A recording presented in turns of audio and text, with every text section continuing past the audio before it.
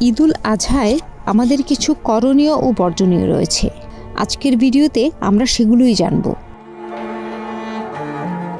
ঈদের সালাতের আগে গোসল করা সুন্নত, উত্তম পোশাক পরিধান করা সুন্নত, সুগন্ধি ব্যবহার সুন্নত।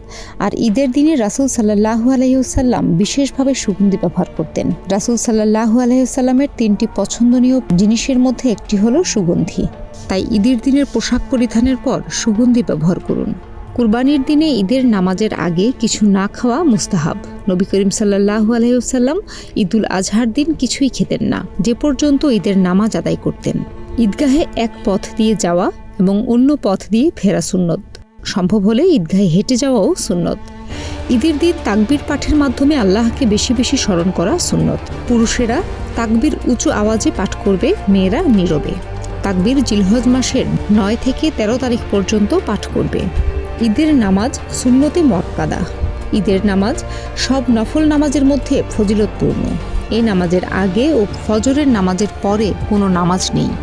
ঈদের নামাজের কোনো আজান ও ইকামত নেই।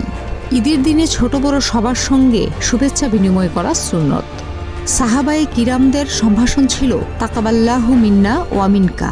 ঈদুল আজহার দিনে সামর্থ্যবান ব্যক্তিদের উপর কুরবানি করা ওয়াজিব।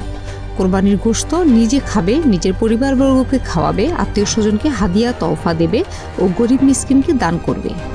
ঈদুল আজহায় পশুর রক্ত, আবর্জনা ও হাড় থেকে যেন পরিবেশ দূষিত না হয় সেদিকে প্রত্যেক মুসলমানের সতর্ক হওয়া উচিত। কুরবানি শেষ হওয়ার সঙ্গে সঙ্গে রক্ত, আবর্জনা ও হাড় নিরাপদ দূরত্বে নির্দিষ্ট জায়গায় ফেলে দেওয়া উচিত।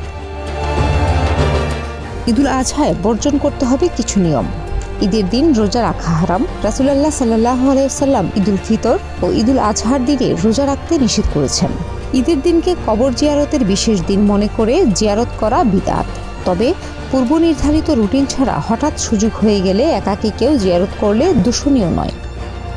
অনেকে ঈদের আনন্দে মশগুল হয়ে নতুন জামাকাপড় পরিধান, সেমাই, ফিরনি ইত্যাদি নিয়ে ব্যস্ত হয়ে পড়ে। ঈদের সালাত আদায় করার কথা ভুলে যায়। অথচ এই দিনে ঈদের সালাত ও কুরবানি করাই হচ্ছে মুসলমানদের মূল কাজ। ঈদগাহে বা ঈদের দিন সাক্ষাৎ হলে মুসাফাহা ও মুআনাকা করতেই হবে এমন বিশ্বাস ও আমল করা বিদআত। তবে মুসাফাহা ও মুআনাকা করার মাধ্যমে পারস্পরিক সম্পর্ক বৃদ্ধি হয়। কুরবানির গোশত, চামড়া ও এর কোনো অংশ বিক্রি করা যাবে না, অর্থাৎ বিক্রি করে নিজে উপকৃত হওয়া যাবে না। এমনকি কসাইকে পারিশ্রমিক স্বরূপ গোশত দেওয়া নিষিদ্ধ।